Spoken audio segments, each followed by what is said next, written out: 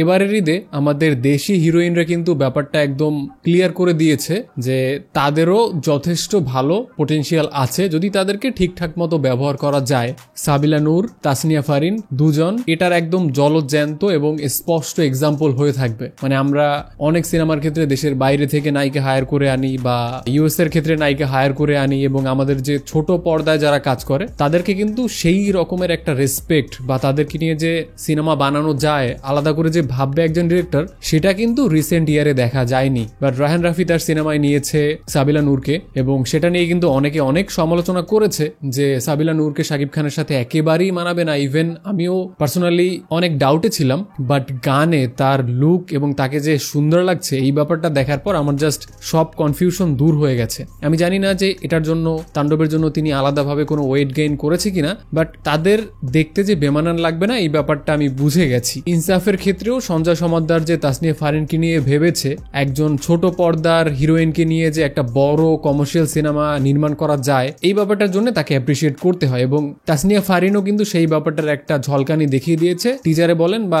এই গানটাতে বলেন তাকে খুবই ভালো লাগছে এবং গানের শুরুতেই আপনার চোখ কিন্তু তার দিকে যাবে। হ্যাঁ, শরীফুল রাজ ডেফিনেটলি খুবই ভালো একজন অ্যাক্টর, কোনো সন্দেহ নেই, তার তো আলাদা একটা সোয়াগ আছে। সো সেখান থেকে তাসনিয়া ফারিনকে তো আমরা এই অবতারে এর আগে দেখিনি, হয়তো নাটকে দেখেছি, বাট সেটা কিন্তু ওইভাবে ওয়ার্ক করেনি, বাট এখানে কিন্তু খুব ভালোভাবে ওয়ার্ক করেছে। এখন গানটা কিন্তু বেশ চমৎকার, মানে অ্যাকচুয়াল যে গানটা সেটার সাথে অনেক বেস্টেস অ্যাড করে জাস্ট পিওর কমার্শিয়াল সিনেমার গান যেরকম থাকে, একটা পিওর কমার্শিয়াল সিনেমা থেকে দর্শক যে ধরনের গান এক্সপেক্ট করে সেই ধরনের গানই দিয়েছে। আরো একুরেট ভাবে যদি বলি দেন সিঙ্গেল স্ক্রিনে মানুষ যে সকল গান শুনে লাফালাফি করে, হলের মধ্যে বন্ধুরা মিলে এনজয় করে, সেই টাইপের একটা গান হয়েছে এই গানটা। তবে গানটার যে হুক পয়েন্টটা যথেষ্ট ভালো, যেটা অরিজিনাল গানেও ছিল এবং মিলার কণ্ঠে কিন্তু আলাদা একটা ব্যাপার আছে, মানে টকবগে একটা ব্যাপার আছে। যদিও তাসনিয়া ফারিনের গলায় তার কণ্ঠটা খুব একটা সিঙ্ক হয় কিনা আমি জানি না, বাট খুব একটা স্মুথলি যায় না, কারণ তাসনিয়া ফারিনের গলায় তো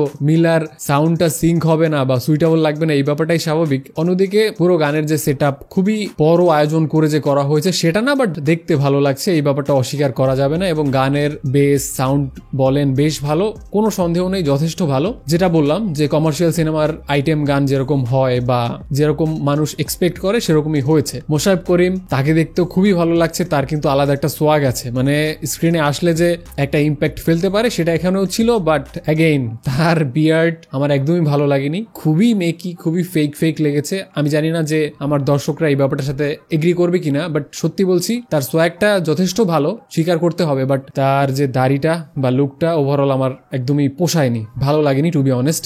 সো সব মিলিয়ে গানটা আমার বেশ ভালোই লেগেছে। এবং প্রথমে যেটা বললাম যে আমাদের বাংলাদেশি ছোট পর্দার হিরোইনরাও পারে, সেই ব্যাপারটা সাবিলা নূর এবং তাসনিয়া ফারিন অ্যাগেইন জাস্ট এই ঈদে প্রমাণ করে দিবে। দেখা যাক যে সিনেমায় তারা কিরকম করে, বাট গান দেখে আমি এই ব্যাপারটা নিয়ে কনফিডেন্ট, তারা জাস্ট কোপাই দিবে, তাদের পোটেনশিয়ালের সর্বোচ্চ লেভেলে গিয়ে সেটা তারা দর্শকের সামনে তুলে ধরবে। সো এই ছিল গান নিয়ে আমার মতামত। আই গেস সিঙ্গেল স্ক্রিনের যে অডিয়েন্সটা তারা খুবই এনজয় করবে গানটা এবং গানটার মধ্যে আলাদা একটা এনার্জি আছে। সো এই ছিল গানের রিয়াকশন।